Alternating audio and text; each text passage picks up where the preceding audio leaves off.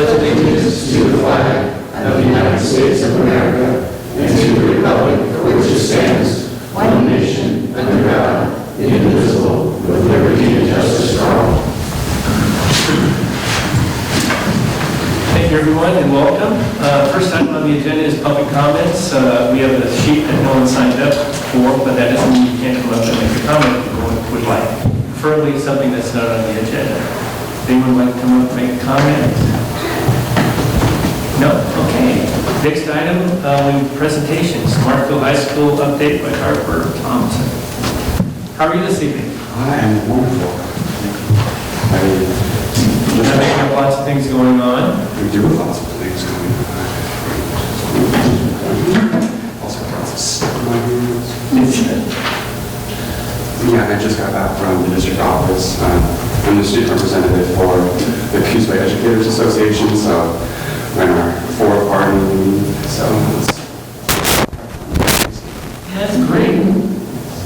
okay, hello, good evening, everybody, counselors, mayor. I'll first start off by saying happy almost daylight savings. As a track and field athlete, I look forward to leaving practice with at least a little bit of daylight. And walking up those steps today, it felt really weird because usually it's in the dark and there was actually some daylight stuff, so I didn't almost right. So I'll get right into it. We'll start with some overall Marshall updates and then move into some individual club updates. So as I'm sure you've heard, March 2nd through 4th, Marshall held the Oregon OSAA 3 basketball tournament for I believe the 17th year in a row. This is such a big event for us because this event brings over $1 million to our local economy. As for the weekend, all hotels and restaurants in Coos Bay and North Bend areas are booked out. The gold went to Cascade Christian High School for the boys and Vegas High School for the girls.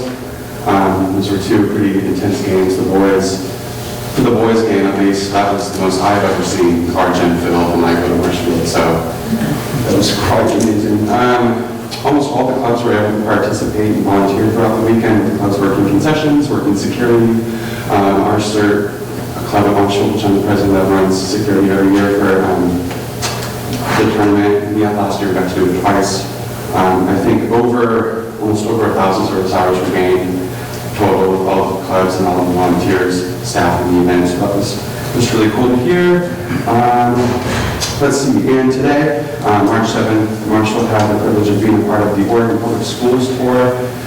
This event was for all juniors and seniors. The afternoon consisted of a presentation from public universities from across the state of Oregon, including University of Oregon, Oregon State University, Pacific University, Western Oregon University, and Oregon Institute of Technology, along with a few others that I cannot name right off the top of my head. Also over the weekend, several Marshall clubs helped host the Read Across America event, which I'm sure you're all aware of. At the Coos Bay Public Library, Marshall Key Club, Marshall Sea Club, our National Honor Society, our Science National Honor Society, as well as our Marshall Latinx Club. I worked this event and I was absolutely amazed at the turnout. That was not what I was picturing in my head, but in the best way possible. So on behalf of Marshall Key Club, I cannot wait to work again next year. Lastly, for Marshall updates, through our free basketball tournament at the end of Friday, our Marshall girls had an OSAA game and they won. So this weekend, they'll be heading to Forest Grove for the first round of the OSAA 4A basketball tournament. So go Baby Pirates. We'll be wishing them the best of luck, as well as sending the Rooter bus up Thursday and possibly Friday to pack a student section for us. Okay, so next we'll move on with the clubs. Marshall National Honor Society is continuing their one-on-one tutoring program. They'll probably continue through the end of April, so the end of state testing is usually when they'll stop. And their next event is one that they do annually. It's in conjunction with the Oregon Department of Human Services, and they're a huge collection of donated clothes for children. What they do every year is, hold on. They'll be working with our advanced carpentry team to, what's the wrong page? Carpentry program to build and install shelves and other organization materials, as well as just organizing all the clothes. They do that every year because every year they get a lot more, and they don't necessarily have the staff to do that.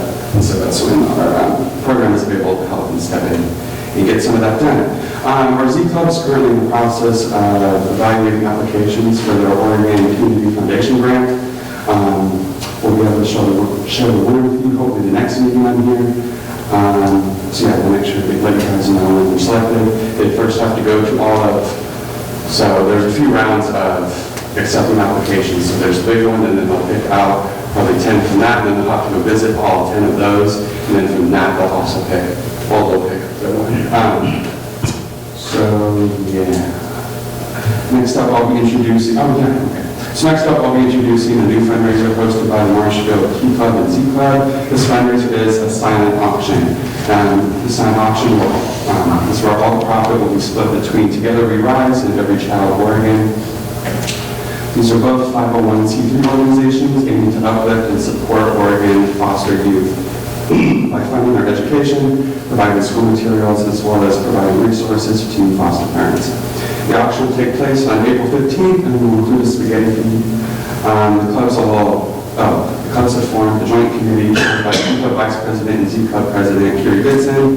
The committee will oversee and carry out tasks such as reaching out to businesses for donations, as well as coming up with promotional materials to advertise the event.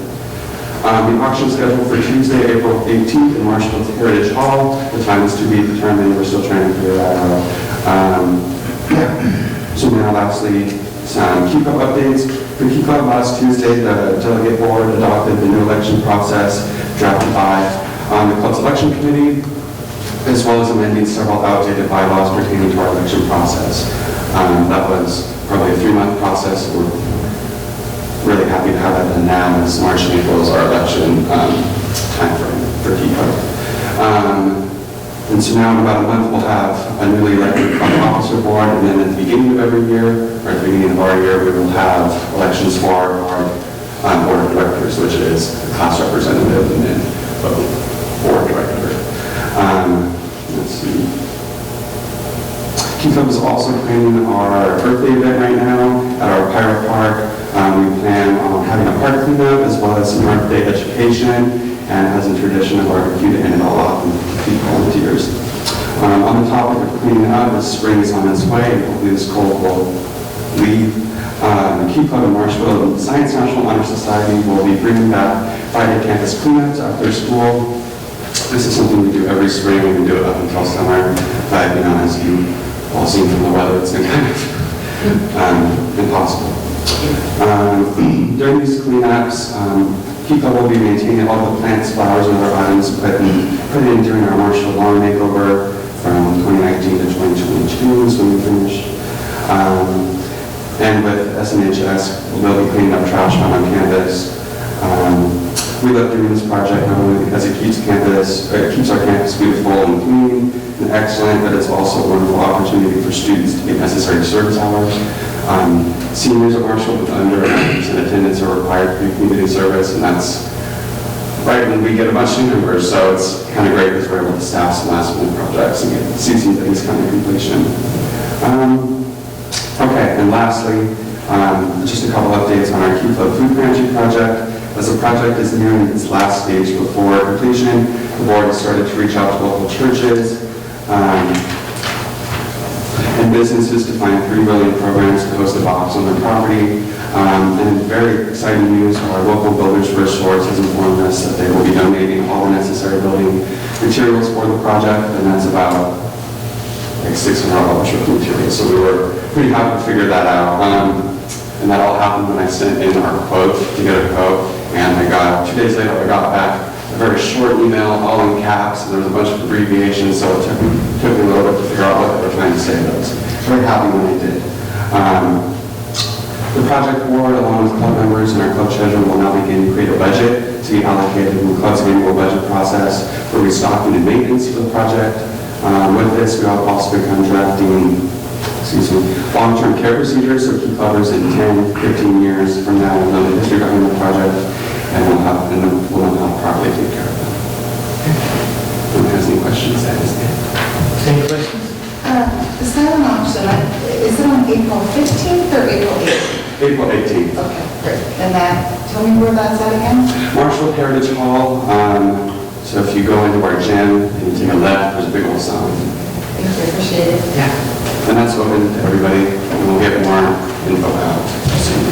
Barbara, thank you for all you do in the community and the participation and coming here and Next presentation, Marshfield Sun Museum. Who's doing it? MJ, how long's it been since you've been in here? In here? I've never sat up here. I sat in the old city hall. Oh, you also, okay. That's always the one who's been. Wow, that's a long time. Mayor, council members, thanks for having me here. My name is Donald Blum, and as past president of the Marshfield Sun Association, which is a 501c3, which manages and operates the Marshfield Sun Printing Museum, which is the building which is owned by the city of Coos. So this is our periodic report as to what we've been doing and how things look with you. The year 2022 proved to be a better one for the Marshfield Sun Printing Museum, with visitations up by almost 60% to an above average 264 individuals. People came from many parts of the USA, as well as from around the globe. Colombia, Mexico, Turkmenistan, if you can believe that, you know where that is, Algeria, Spain, Germany, Turkey, and Canada. In addition, we logged over 400 hours of docent and other volunteer hours. Most of the visitors came to experience what it was like to produce a weekly newspaper with the old technology of setting movable type and hand printing the 4-pager from 1891 until 1944. We maintained our regular summer hours, being open 1 to 4 p.m. from Wednesday to Saturday between Memorial Day and Labor Day, and we plan to do the same this summer. Of course, we can host visitors at other times on special arrangement. We hope to revive our Coos County 5th grade school tours in this spring. We are finalizing a first phase of plans to upgrade our exhibit spaces to include a kiosk interpretive sign located directly north of the museum, giving tourists a chance to learn our newspaper story and local history any day of the year. This would link up with Coos Bay's Front Street Improvement Plan now being developed. So that's it. Thank you. MJ, I'm going to give you a little more information on So that. in August of 2022, we had a reporter or writer from the Oregonian write and publish a wonderful article in Oregon Live about the Marshfield Sun Printing Museum. Let's see, I gotta make sure that's enough. Sorry, you're going to black and white one. And as you can imagine, anything on the internet sort of explodes, and we have a funny feeling that's why we had some visitors from around. And that brought us the board of directors, which I am now on, and then they made me president. So let's do a little bit of history. You notice in 1975 in the article, that's when the building was reopened or became part of the city of Coos Bay, because a couple of council members decided we needed to save that building. It was extremely important to our history. And I was one of those council members that swung the vote in favor of it. Well, lo and behold, by 1975, federal government said, oh, we've got a bicentennial year coming up. What does your community have that's 200 years or older? Well, not much, but if you pick something, you got some federal pass-through money, and we picked the Marshfield Sun Museum, well, Marshfield Sun building. It's a very unique 5-sided building built to fit in that lot, and because of that, it was our bicentennial waving the flag, which we got it to become a museum. So, since I started it, they said, you get to be president this time around. So, that's why I'm president of the Marshfield Sun Printing Museum Association. We are not going to go through the internal exhibit proposals that we're doing, because that's more what the museum itself is going to design. What we really wanted to show you, and this is right, is it on? Christine, am I launching missiles in Arizona? No, you're not launching missiles, I assure you. Yeah. Okay. There we go. For those of you, I believe if you have the PDF still, go ahead and fast forward to probably about page 9. Marshfield Sun Printing Museum has a powerful story and history to tell in a small 5-sided building. It has been awarded the National Registry of Historic Places, and it serves the regional population of the Oregon Coast visitors and from around the world, as Don just read off some of our visitors are from. We are run totally by volunteers, so the hours of operation is kind of limited compared to other larger museums. In the winter months, we're only open when somebody gets a hold of us ahead of time and said, can we come and tour it? And so we try to make ourselves available for them. We recognize that the greater potential of the museum to tell its stories when the doors were closed, and we proposed to provide an exterior kiosk to better serve audiences at all time with exhibit interpretation and location signage, as we've seen the uptick of foot traffic on Front Street, both south of us and north of us. Even car traffic both south of us and north of us. We thought, let's do something. So as you can see, a south-facing and a north-facing a kiosk. And where we'd like to place it is on the lot adjacent to the museum, which is actually owned by the Marshfield Sun Printing Association. And we're going to make sure that it all stays within that lot and not creeping over to the lot to the north, which is a right-of-way, and ODOT would probably scream at us and say, we can't have anything there but a railroad sign or a stop sign, which is fine.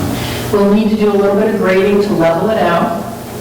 What we're planning on doing is a concrete stamped and stained path and pad that will lead the visitors to the kiosk, positioning it as best to block that north wind, making it inclusive for south-facing visitors, but not so inclusive that it becomes a shelter. So we are not having an overhanging roof, we are not having a bench as much as we'd like to. We decided that that's just not going to be worth it. Currently in that location is something that looks like a concrete headstone, but it really is just a marker that says Jesse Luce's lifespan. And we're going to take that piece of marble out of the concrete and embed it into the circular path there. If you can see in the smaller picture on the left, you can see where the pad would be is, again, leaving that right-of-way that's actually the ODOT's it's City of Coos Bay, but I think ODOT controls it. We can't really do anything with that.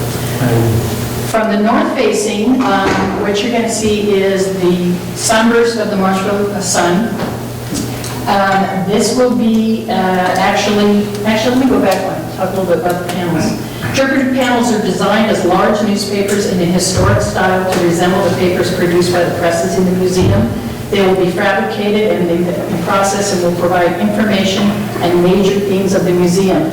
Not sure if we're going to create the pages or if we might pull something from very unique, not necessarily the sinking of the Titanic, but something that might have been unique history of our area. We have the ability to bring some stories out on that board. What you're going to see at the very base, underneath the 3 newspaper articles, is actually typeface. Because of this article, we had somebody donate us complete sets of typeface, which we already had, so we have these extra wooden ones. So we're going to make a mold of them and have the different typefaces that have been used within newspaper printing mounted down below. So there's something below, there's reading above. There will be lights in the soffit, so it will be lit from above, not a backlight. There'll be nothing that anybody can poke a light bulb out. And it will be LED, and it will be run off of a photocell, so only not in the dark. If you can look in the background and see the Super 8 sign and see the stop sign, you'll see 3 or 4, maybe 5 red posts that block the Super 8 parking lot. When you are driving from the north, that is about the only viewpoint of seeing this sign. So the illumination of the sign should not distract a driver, but just give you enough attention. I do know that when it comes to signage, ODOT is really careful about how close anything is, how distracting it will be to a driver. So knowing that we only have that small amount of a view, it's best to just keep Marshfield Sun Printing Museum on that. What we will ask is the wonderful sign that the city redid for us a couple years ago that's on the building existing now on the north side. If we could have it, it could be moved to that 1/5 panel side of it, so the south, so those walking and driving up from the south will see it there. We don't need to replicate 2 signages, and that would bring that. The colors will be similar as the side of the building. We're going to use hardy plank rather than cedar boarding. We're going to really try to keep this as life span as long as possible. The location signage, stand-up letters, and sunburst logos are all 3-dimensional stainless steel. LED lighting is provided from the soffits, and the structure is oriented to provide, again, summer prevailing wind protection. And just a little bit of the details of what we're looking at. We've been working with Daring Home Construction to get a nice estimate. Perhaps that I put my neighbors saying to do an estimate for us, please. To get an estimate for both the excavating, the concrete padding, the building and framing it out, the hardy plank, we're working with Larry Watson of Wow Arts and Exhibits, who actually has done the design. He will be in charge of creating the panels and the actual signage on the other side. The height, we want to make it high enough, but not so high, again, that it becomes a shelter. And as you can see, only 6 inches out on the soffit for lighting, but if we did 8 inches or more, again, it would become a shelter. We're hoping that it will give the visitors and our visitors to our community much more information about it. Yes, we will have a QR code embedded in one of those panels, because that's the key thing. Also, we are presenting this to both our neighbors who are to the north and south of us, our neighbors in the cultural and historical community, our neighbors in community south and north of us, to see how wayfaring sites and signs work. This is not a digital reader board. This is actually a solid board that just those panels won't swap out. Any questions? No? I just want to say thank you to you both and to all the people, like Margolios and all the people who volunteered, and that you're so passionate about us building this history. And I'm excited to see if there's more traffic on Front Street than Delancey, and ultimately that we will have more information just for the visitor who's walking around. So thank you both truly for all of your efforts. One of the key things about any museum is A, is your collection secure, B, what you present both internally, which is what we're working on the exhibit displays, as well as externally, and then how do you fit in with the community. And one of the things that we were extremely happy is that our collection has been secured up at the Goodman Marshall High School. And that's a big weight off our shoulders, so now we can really focus on making sure the exhibition space, which as you can see in the photograph there, it's captured in time, but we need to sort of give you a little bit more pathways through that captured in time, a little bit more readability of process where you can do a self-guided tour or a docent-guided tour. So, thanks. I think it's great, thanks, and I look forward to seeing the sign up. Okay. Do we have an estimated time frame as to when we might see Just see when some grants come in and some angel investors come in or donors. But we're working on that now, and we would like to see that happen this year. And it all just depends on lining it up. And then we do know that when it comes time for actually doing the construction, we would welcome if there's people who want to not actually participate in it, but see what we're doing, because I think some of the processes that we're going to use, in particularly pouring that and stamping it, would be interesting for them to see. And I'm hoping that, you know, you always get looky-loos when you have construction projects that, oh, well, come on in the museum tour and let them do their work.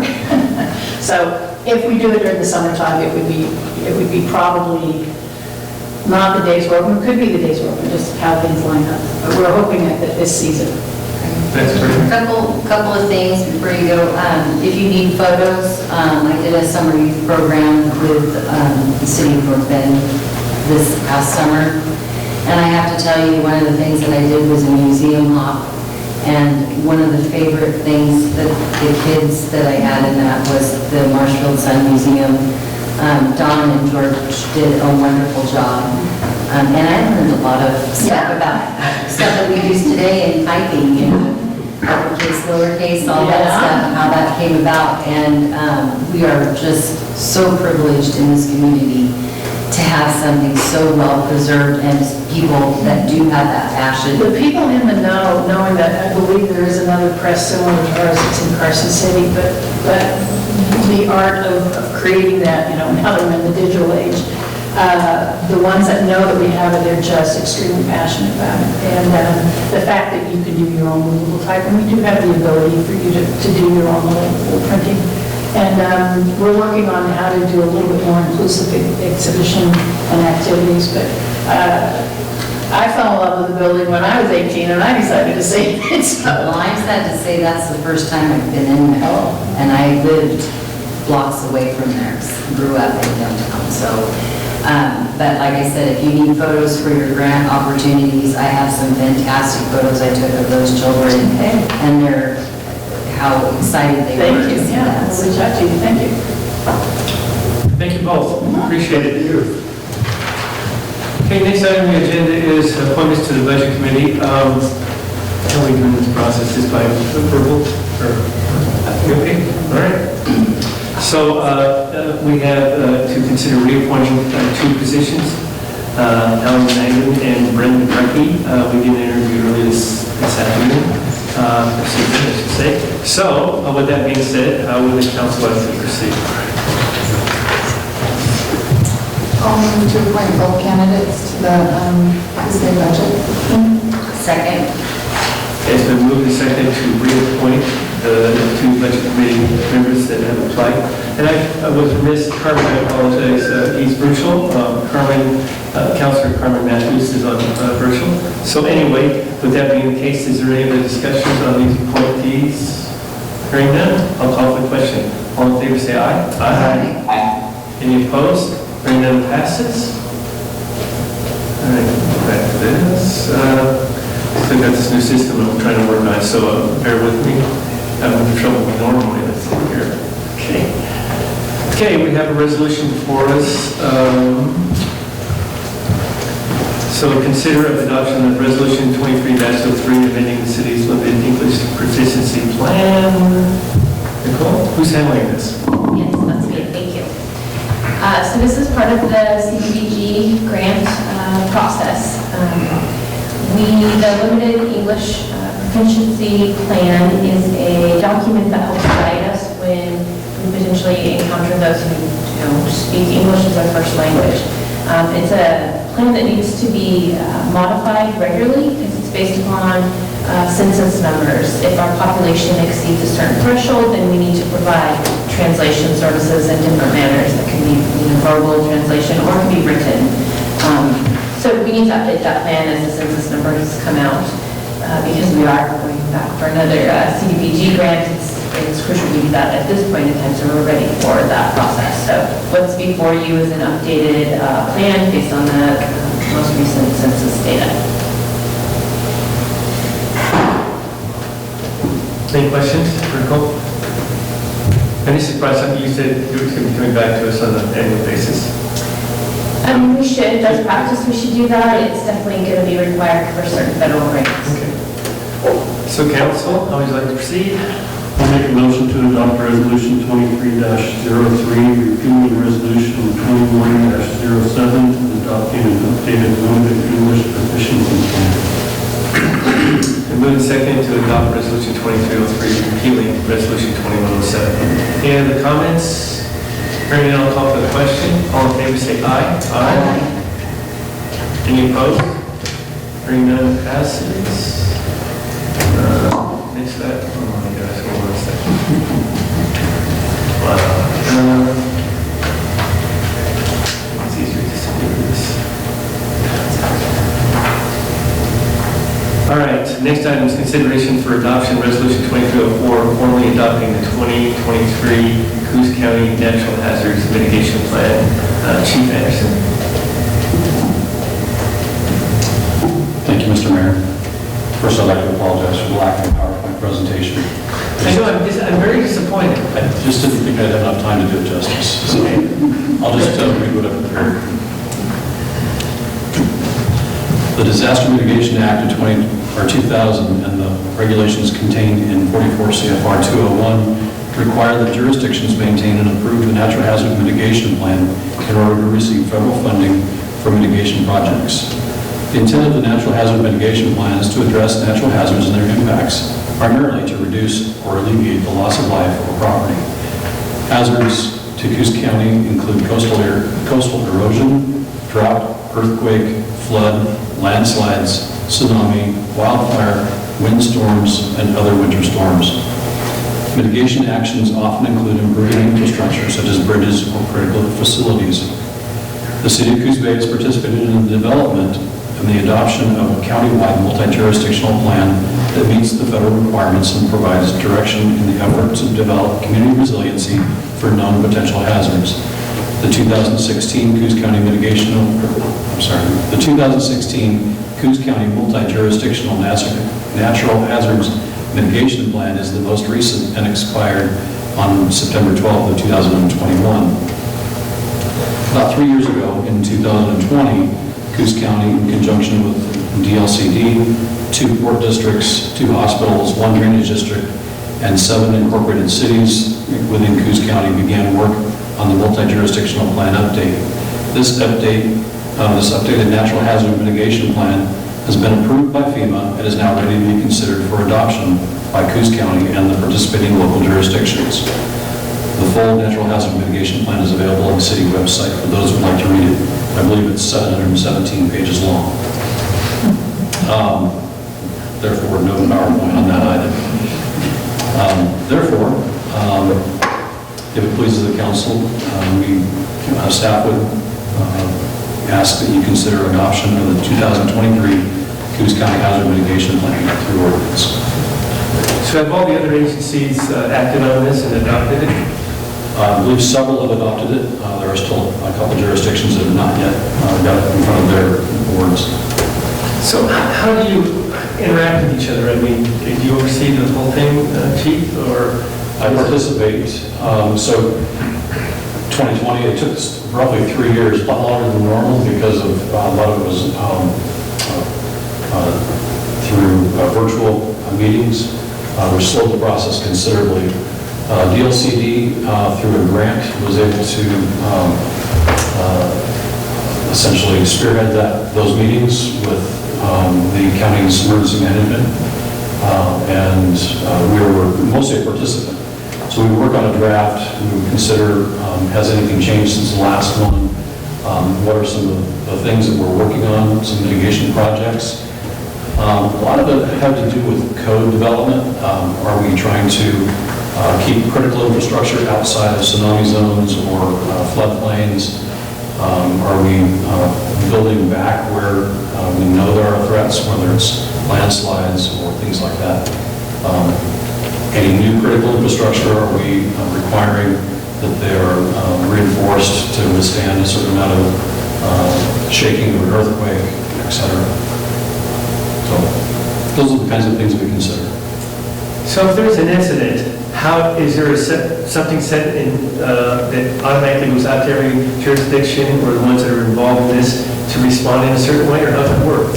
No, the mitigation planning is really more of it's preparation. So like again, I said, mostly through development of plans or policies or codes or ordinances that limit the damage. So that we're not putting things that are really important in danger. But then there's also some post-disaster funding. So the last one I can think of off the top of my head is there was some area, Red Dyke area, where the dike breached. FEMA was able to step in and provide some reconstruction, but then we didn't rebuild back in that same spot. So they provided some funding, bought out some of the properties that were there with the condition that we do not rebuild in those areas. That's an example of post-disaster mitigation. Perfect. Right, thanks for the explanation. We'll have to read the 76th page? 717 pages. All right, thank you. I kind of tuned out after 70, whatever. So it's not as long as your PowerPoint. All right, council, how would you like to proceed? I move we adopt Resolution 23-04, formally adopting the 2023 Coos County Natural Hazards Mitigation Plan. Second? It's been moved and seconded to adopt the resolution 23-04. Any other comments? I do have a question. Yes. Let me say this correctly. How will this tie into the work that we're doing with the county? We just recently had that meeting with the county in North Bend in terms of... The estuary plan? Thank you, the estuary plan. How does this, or is it involved in it at all? Good luck. And it wasn't a great question, so go for it. I wasn't involved in that meeting, so I really don't know what the estuary plan would entail. Maybe somebody else can help me. I think Jim, probably dial in a friend. Roger. Well, I will say that the Coos Bay Estuary Management Plan, even the work that's been undertaken, won't change policies. It only updates the plan as to ease of reading, corrections of spelling, and updating resources. Right now. Correct. So no work, no policies are going to change. down the road, should that change, it may affect the mitigation plan. Thank you, Roger. All right, any other questions or any staff on this? All right, hearing none, I'll call for the question on resolution 2304. All in favor, say aye. Aye. Any opposed?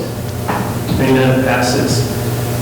Next item is regarding the proposed no parking zones north and south on JPN Properties LLC on 2nd Street. Who's handling this? Jennifer, all right. So I have this, and I'm going to go right into the PowerPoint as soon as Christine pulls it up. 700 pages? I'm sorry? 700 pages? No, it's very short. I'm sorry, Chief. Okay. So tonight, we're going to discuss the potential for some new parking zones along South 2nd Street between Ingersoll and Johnson. So we're going to talk about what the issue is. We're going to give you an overview of the site. We're going to talk about the design exception that's been submitted by the applicant, and then we're going to give our staff recommendation. So the issue is we have a application in for a private commercial building that will house up to 6 tenants. Due to the constraints of the site, and I'll show you that here in just a minute, the proposed parking will cause vehicles to back onto South 2nd Street. That backing on to South 2nd Street for commercial development is prohibited by our code. The applicant is recommending a design exception to allow vehicles to back onto the street, and they have submitted some findings which we'll discuss here in just a few moments. Per the municipal code, alteration or creation of no parking zones must be approved by council through a resolution. So right here. So here's the site. It's on South 2nd. It's right now we're parking lot, and it's between Ingersoll and Johnson Avenue. So the design exception request that was submitted by the applicant is stating the speed limit along South 2nd is 25 miles per hour. Per an AASHTO manual, AASHTO is a safety and transportation manual, it's widely recognized. The stopping distance going 25 miles per hour is 155 feet. The applicant is stating that there is vision clearance. So generally, staff agrees with everything that's in there, with the issue that there is 2 areas of curbing north and south of the proposed parking lot. So here and then here. This is about 40 feet and this is about 35 feet. If there's cars parked there, they're not going to have that line of sight. So this is a close-up of the proposed development. You see the gray shaded area is the building, and then you have the parking area. So staff is recommending that we accept the design exception if we can strike these 2 areas, a total of 75 feet, as no parking. I said strike, I should say paint curbing. So currently we have this application for this 6-tenant commercial building. We haven't issued approvals or otherwise until after today, and we get direction from council. But we did send a letter to the neighborhood, and we told them about this project. We told them that staff was going to work with council, and we may consider striking these as no parking zones. And then we requested their feedback on March 17th. So if council agrees with staff to approve the design exception with the recommendation of creating 2 new parking zones, no action is needed tonight. A resolution will be brought back to council for approval at the April 4th meeting, and this will establish the 2 new parking zones. Another thing that you may want to consider is directing staff to revise the municipal code such that it's a staff decision, not an approved council resolution that establishes or alters no parking zones for future. So this is more informational for this evening, correct, on this? And you'll come back to us? This is informational, but it will come back to you if you want to consider the no parking zones. If you don't want to consider the no parking zones, then staff is recommending we deny the design exception. Okay, Council, how do you feel? Well, first, let me ask you this. So you said there's no backing up out of commercial area, is that correct? That's correct. On 2nd Street?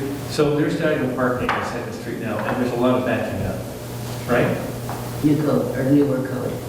That's what it says today. I do not know when that parking tax. So diagonal parking would not be allowed on a commercial street any longer?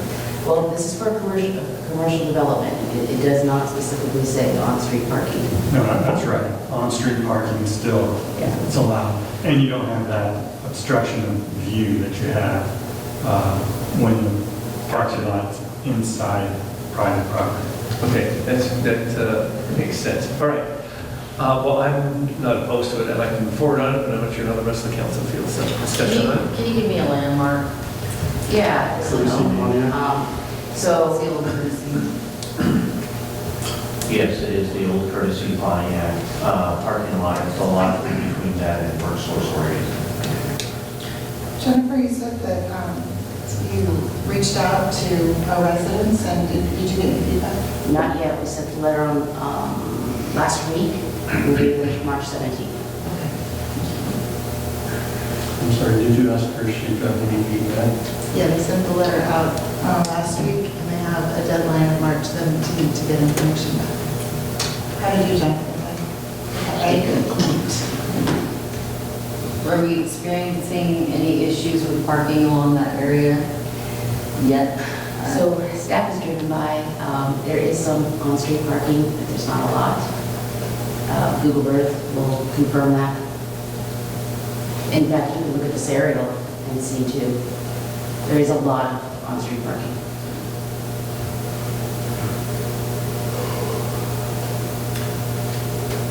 All right, council, we want to have this move forward where we allow the no parking as been suggested. I'm okay with moving forward. Okay, everyone? Carmen? I can't see you, but. Okay. I'm fine with that, but you'll consider any feedback that you get from Coos 17.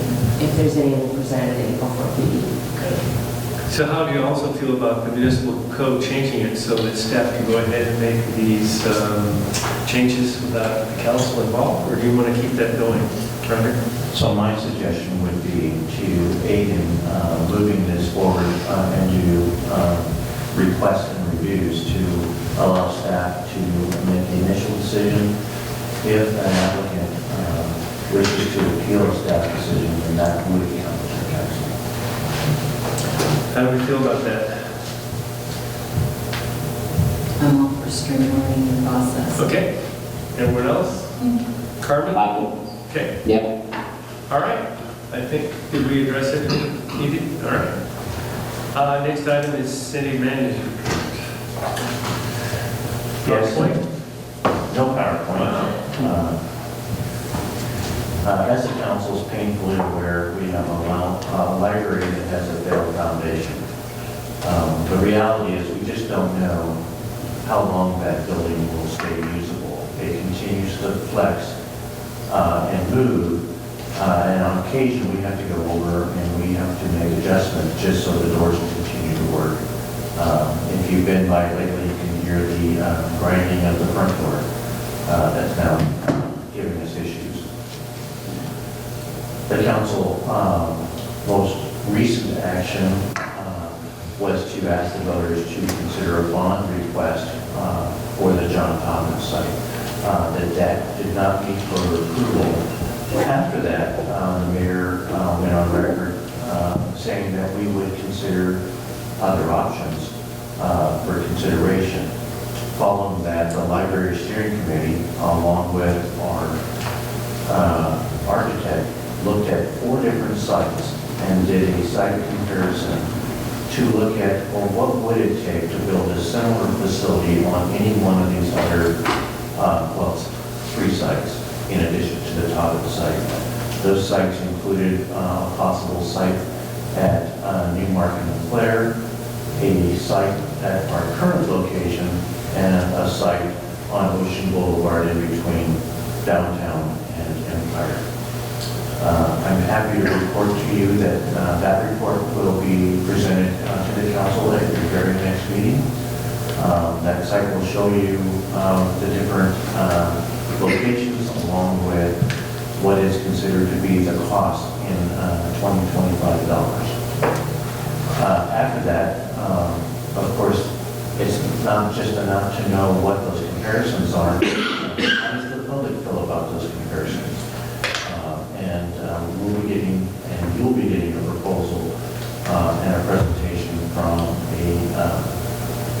survey producer and providing you some advice on maybe how you gauge what the public is willing to support and how best to ask those questions. So that'll be coming to your very next meeting. In addition, the mayor assisted in providing a grant request or capital funds request from the legislature that was sent in, requesting $12 million towards that project. In addition, we'll be submitting a similar request to the federal delegation in the next week. And that the federal delegation asked us if we had anything that we could submit, right? Correct. And last session, we were ready to be funded until the last minute when we got cut with a lot of other projects at the end. That's correct. Unfortunately. Now, the one that did this analysis was Hacker, the one that did the original architect. So they also are the same ones that did the designs, potential designs of these other locations. Yes, they actually didn't do designs for the new locations. What they did is an apples-to-apples comparison. If they built a similar sized building, let's say at the current site, what would that cost?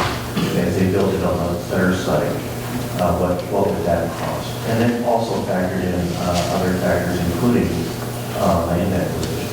Okay. And so we're going to make sure this is out in the public, and we're going to, multiple times, right? Make sure that they're invited, and we'd like to get the feedback on this. That is correct. All right. Roger, anything else? No, that includes my report. Wow. Any questions for Roger on this? I look forward to receiving that report. Okay, council comments. Stephanie? Just one, kind of a long one. I attended the coordinated homeless stakeholders meeting today, and very well run. Jennifer Grove was here with her team from RDI, and they did a really great job of focusing down. A 2-hour meeting did not feel like a 2-hour meeting at all. But what they came up with, or what we as stakeholders, and there were about 60 people in the room. Let's see, Roger was there, Nicole was there, Chief Chapinar, and Drew. Yeah, Drew was also there, Councilor Farmer. And he attended yesterday as well. So they held 2 this week. One was in Coquille and the one today was in North Bend. Vision statements. They will be creating a vision statement with the information that they received. Things like restoring our community. We offer a hand up, not a handout. Community that cares for all its members. To be treated not as a detriment to the community. Those are things that each table came up with. But it basically drilled down on the goals, some simple goals for about 3 to 9 months, and then where do we want to be in 5 years? And I think that this is going to help in putting that strategic plan together and maybe streamlining some of the things that are happening in our community and actually getting that focused. Also, Andrew Brainerd was announced as the new assistant today.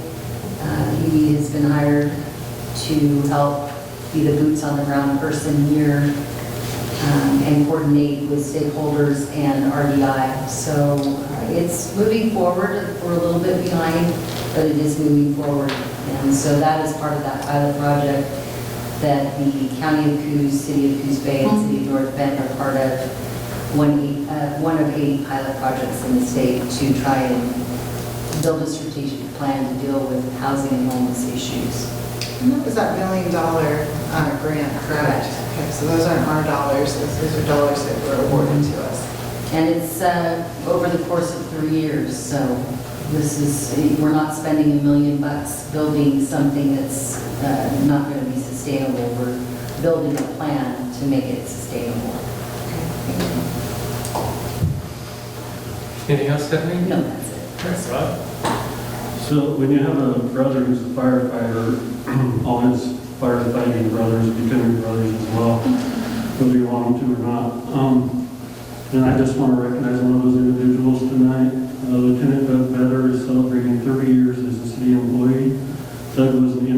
volunteer firefighter with Coos Bay Fire Department for 3 years before hired as a full-time firefighter engineer in March of 1993. Doug was promoted to the rank of lieutenant in 1986 and has been a productive member of the fire department throughout his career. Doug has received several awards over the years, including the Commendation for Excellence in Emergency Medical Services from the Oregon Health Authority in 1995. Doug is an EMT intermediate and is part of the Regional Hazardous Materials Response Team. He is a Marshfield High School graduate, class of 1987, and has a bachelor's degree from Oregon State University, one of his flaws. Doug has been active in the community coaching baseball and soccer. He has been a referee for Southern Oregon High School basketball for nearly 25 years.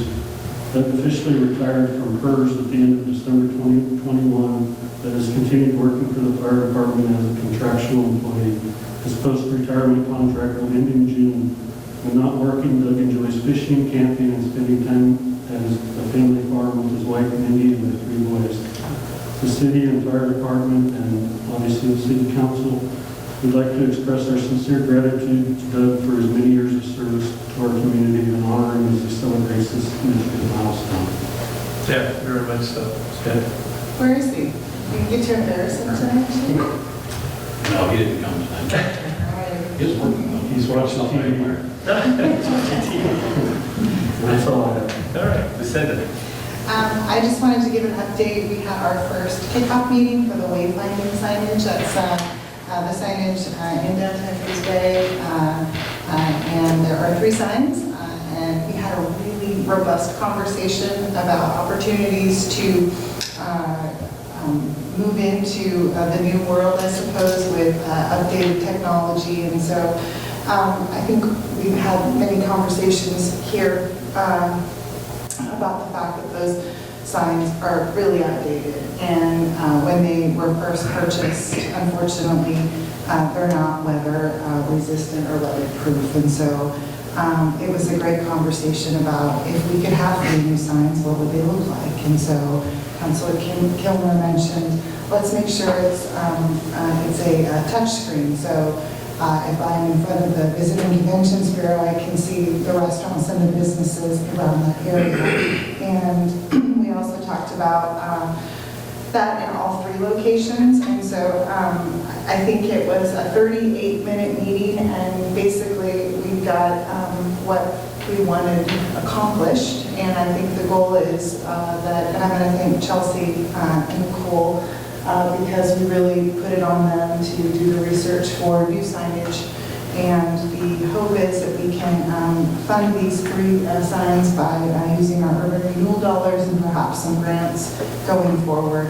And I think our goal is also to try to get this project done this year if at all possible. So we had representation from the Downtown Association. We had 3 representatives from City Council, which means typically it's a passion project if you've got that many councilors on it. So I think it... Even a community at large person. Yes, and even a community at large person. So really excited, and I'm really excited when this project's done. So thanks, Chelsea. That's all I have. All right, Carmen. All right, I just wanted to chime in. I didn't say it during the comments, but Marshfield Sun Printing Museum, I'm really excited to see that they're joining the efforts to revitalize Front Street and bring that whole area up to the attention that it deserves. And it's just really good to see all that energy going into, making use of all of the traffic that's coming through. So I applaud all the volunteers on what they're working on hard with that, and I think it's really cool. So the next thing, I was alerted to something called the Energy Resiliency Planning grant that's coming up through the Department of Energy and the National Renewable Energy Laboratory. There's a grant out for basically just for planning, not necessarily for infrastructure at this point in time, but setting up resiliency plans for grid and power supply in the case of emergencies. And the fire chief's presentation had reminded me that I wanted to put a bug into people's ear about that and see if that's something we would want to approach. There's a webinar for that on April 11th that I'd like to check out if anybody else would be interested. In applications are due for May 19th, and this is for municipalities and counties and such. And so I think it would be something that's very useful. I know right now through the water board we're kind of thinking about what's going to happen in terms of with longer power outages, what happens at the actual water board facility for workers and such. There's power backup for pumps and such for the actual water supply side of things, but just for organizational issues and trying to keep power and the lights on so people can continue to work is important. So about that, and then of course this came along, and I think it's something that we should really focus on in terms of resiliency planning. And other than that, I'm excited for the library discussion. There's been a lot of information that's been coming through to all the people in the meeting there, and a lot of great ideas. And I hope people engage with this information in terms of the public. I know we all will be, but getting the public to see all of the numbers and why we made the initial decision that we did, and see what people think about the different options, and hopefully we can figure out something that we can all move forward with, or with whatever will actually move forward. So it'll be really exciting to see that process, and I hope that there's plenty of engagement from the public, and that's all I have for tonight. Thanks, Carmen. Just to continue on with the library, we went out for bond issue. The voters were not pleased with our selection, so that's led us to this process. So we've been working hard, not just myself, I'm probably the least amount, but you have the library board and the steering committee and the staff involved in trying to find some locations that might be acceptable and come up with a figure because we are really behind. When I was elected in 2016, we had 5 years. We were past that time frame. We're on borrowed time, and we need to do something, and need to do something quickly to make a decision. So hopefully we will get some public input to come in here and give us some direction on which way we'd like to go. And that's what this is about. And so it's time to give us a direction, and so we can pursue that. So anyway, I hope to have a good turnout at our next council meeting on the 21st. The other thing, talking about some maybe needed upgrading, is I was walking the other day along the asphalt path along the bay, down the boardwalk there, and I saw some painted areas, and I think they're painted white because it looks like it's falling off or sloughing off. So we had this issue and problem on part of that dike area before, so my radar goes up and I'm concerned, are we going to run into the same issue there? And I looked over, I see the dirt falling in, and so it's going to undermine part of that process, and so I'm asking the question. So I know staff has notified the court of the issue, and that's on our agenda when we meet with the court director and commission chair later this month. Great. I believe on the 23rd. All right. I think you're right. Okay. Next item is I want to thank the staff and going out and getting it done. I don't know how often you get down there, but the boardwalk, as you go, the main steps go up, and it was, we had put riprap underneath, right, because it had failed and it had sunk down, and all that brick is brand new and all redone, and it's really nice. So great. Thank you so much. That's great. Flag poles right here, flagpole poles, and so that's all right. But so I see that the holes are being done for the new flag poles, the other ones are down. So I think that's going to be done. And then also saw some lighting that were when the other flags were up. That's going to be there. So it's all moving forward. And those are some of our goals that we have talked about. And the last thing that I want to mention is that this Saturday between 1 and 3, there's a cleanup at John Coffin's Park I will be there, and I think some other counselors, and I also know some staff will be there. So look forward to having everyone there. And I want to thank the group that does this, regularly. I think it's the second week of every month. They're doing one park or another. John Thomas has been done, in North Bend has been done. So I want to thank this group, and I'm glad I'm able to participate this time. So that's it. More things. Go ahead. Forgive me, I was remiss in reminding everyone that this weekend is the South Coast Clam Bake Music Festival. This event has been in our community as a passion project and a labor of love for a number of our citizens. It brings visitors from out of the area. The event starts off with a kickoff on Thursday with a warm-up of the bands at the Mill Casino, and then there are a variety of different bands Friday, Saturday, and Sunday, starting from like 10 in the morning and going all the way till midnight. And I'd also like to thank the other hoteliers as well. Each hotel who participated has donated rooms to make sure that we can host all of the bands. And again, this is another example of a great community event, and it's so nice to see these events coming back. So if you're interested, you can purchase tickets at Copa Gifts or online. I think you can go to their website.